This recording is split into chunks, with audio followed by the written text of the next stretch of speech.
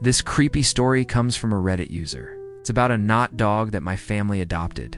My parents adopted what they thought was a stray dog. It's a bit of a weird story. My dad was out shooting rabbits that were eating the vegetables in our garden. When he went to the edge of the woods, he saw a small dog sitting there. The dog just stared at him and then walked back into the woods. So my dad went back home and got some food and water and went back to the woods to try and coax the dog out. Eventually, the dog came out and Dad was able to get close enough to pet it and see that it was just a small puppy. No bigger than a house cat. It was very skinny and clearly hadn't eaten in a while. Dad brought the dog home and we tried to feed it, but it didn't eat. We were also a bit worried because it didn't bark or make any noise at all. It was very quiet and docile. It also never blinked. It was kind of creepy. But my young son loved it and wanted to keep it, so we let him name it and we made it part of the family.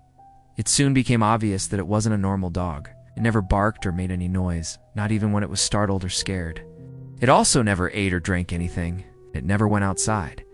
It just sort of sat there staring into space.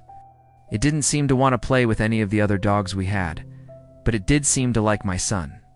It would lick him and nudge him with its nose and follow him around everywhere.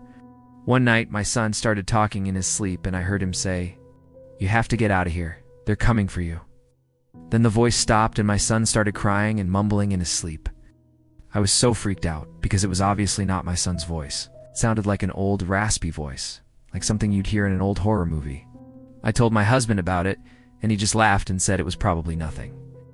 But every night after that, my son would talk in his sleep, and every time it was that same creepy voice saying the same phrase. "You have to get out of here. They're coming for you."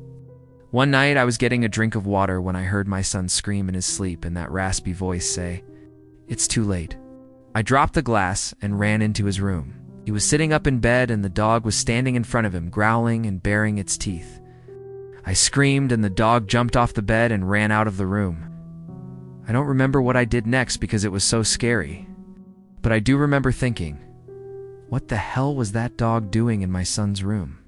In the morning, my son said he was just having a nightmare, and that the dog must have sensed it and come to comfort him. But I know that's not what happened. I haven't been able to get that raspy voice out of my head. Yeah, rightfully so. Remind me to never adopt a not dog ever again. If you like this kind of content, stay tuned for more.